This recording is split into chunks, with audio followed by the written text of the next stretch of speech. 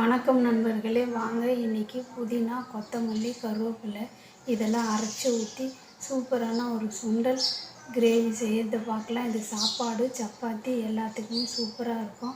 ஒரே மாதிரி செய்யாமல் இது மாதிரி டிஃப்ரெண்ட்டாக செஞ்சு சாப்பிட்டு பார்க்கலாம். வாங்க அதுக்கு தேவையான பொருள்லாம் எடுத்து வச்சுக்கலாம்.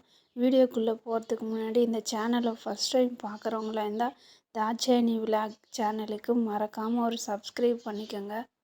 ஒரு கைப்பிடி புதினா, ஒரு கைப்பிடி கொத்தமல்லி, ஒரு கைப்பிடி கருவேப்பிலை, 3 தக்காளி, 3 வெங்காயம், 2 பச்சை மிளகாய்.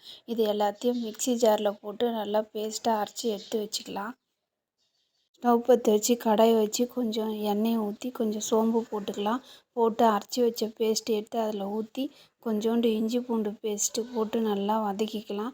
வதக்கிட்டு கொஞ்சம் மஞ்சள்தூள், கொஞ்சம் கார மிளகாத்தூள், கொஞ்சம் கரம் மசாலா 3த்தையும் போட்டு நல்லா வதக்கிக்கலாம்.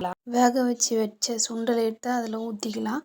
ஊற்றி நல்லா கிளறிட்டு ஒரு 10 நிமிஷம் கொதிக்க விட்டு இறக்கிக்கலாம். சும்மா அழகுக்காக மேலே முந்திரி பருப்பை வச்சுருக்கேன். இது சாப்பிடும்போது கொஞ்சம் நல்லா இருக்கும் சாப்பிட்றதுக்கு. இந்த சுண்டல் கிரேவி சாப்பாடு, சப்பாத்தி, தோசை எல்லாத்துக்கும் ஊற்றி சாப்பிட்லாம். சூப்பராக டேஸ்ட்டாக இருக்கும். இந்த வீடியோ பிடிச்சிருந்ததுன்னா லைக் பண்ணுங்கள், ஷேர் பண்ணுங்கள், கமெண்ட் பண்ணுங்கள். பாய். அடுத்த வீடியோவில் பார்க்கலாம்.